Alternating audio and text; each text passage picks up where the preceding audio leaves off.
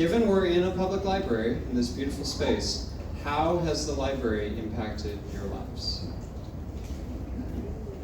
I spent a lot of time as a kid in my school library, or I guess libraries, but particularly in elementary school, and at the public library.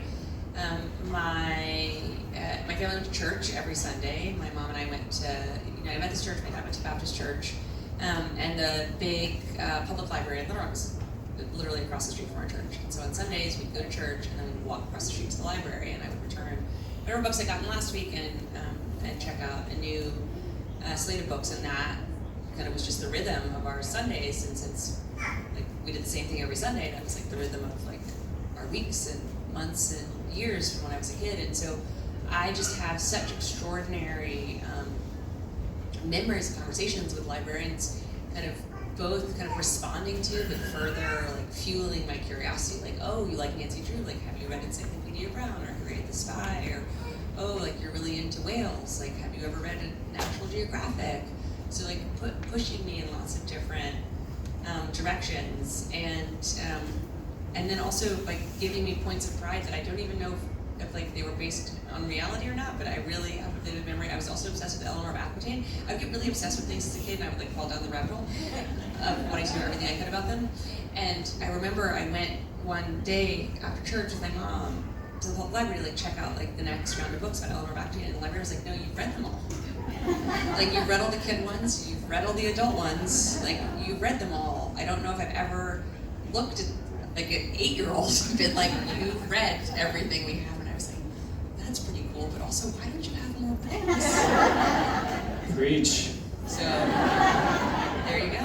I'm incredibly grateful to both libraries and librarians.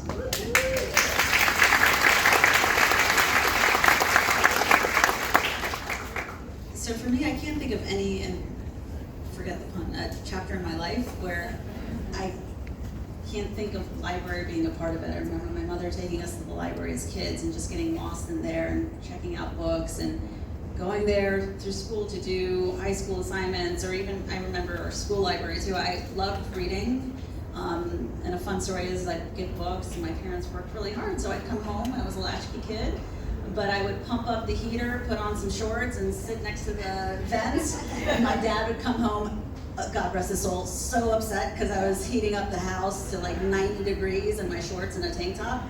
That's why you live in Southern California now. Yeah, exactly. This was Virginia.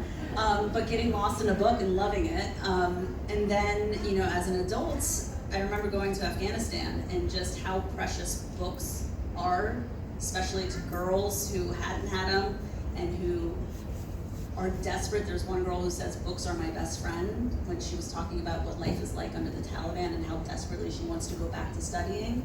And I remember there was a woman named Nancy Dupree, and she's another great woman for She Persisted. Nancy Dupree moved to Afghanistan in the 60s. She was an embassy wife and diplomat wife. Long story short, she lived in Afghanistan. She went to Pakistan, to the refugee area during the Soviet time, went back to Afghanistan in the last 2 decades and worked on projects, many projects, including a mobile library to take to the villages. So the villages can have access to all these books. And now in this chapter in my life, I love taking my kids to the library. I love how excited they get running in the children's section. I love how excited my son gets when he comes home with a dinosaur book, because I was like, oh, that would be my son writing that paper. So it's so important in so many ways, and honestly, not everyone can afford to buy a new book every day. I mean, it's just, and what's the point when you can actually go and see multiple different ones rather than just today, ordering something online. Not that I'm not going to say don't order books online, but it's much better to go to your local library. That's your mom.